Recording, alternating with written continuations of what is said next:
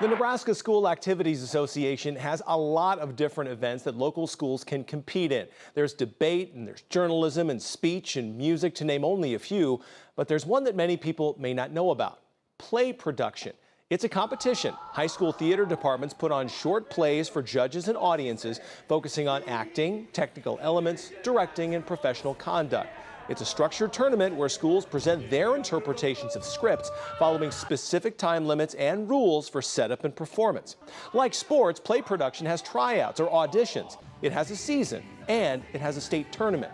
Last week, one small Siouxland town took home the Nebraska State Championship in play production this year. That same school has won the state title in that category 16 other times in the last 20 years. KTIV's Kaylee Doms has more on the historic streak in Wausa, Nebraska. Wausa High School in Wausa, Nebraska just took home their 17th state title in the last 20 years. And in the last 20 years, they've had 20 state appearances.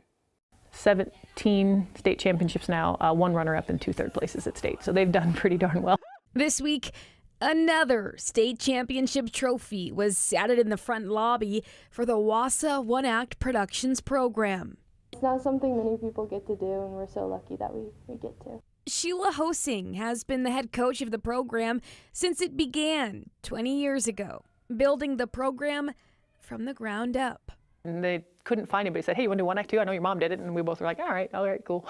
So it was kind of just a, we got nobody. But now it's become a vital part of the Wausa community, stretching far beyond the high school. We have a whole community behind us, pushing us in every activity that we go for. And when you have that level of support year in and year out, it makes that process and those late nights much easier. With an average class size of 15 students, these kids do it all, from volleyball to football to One Act. They're really talented, and I think every year they just get a little bit more talented, so you just try to keep up with them. This year's graduating seniors have claimed that title all 4 years. I mean, you don't want to be that class that wasn't able to win. Showing the underclassmen.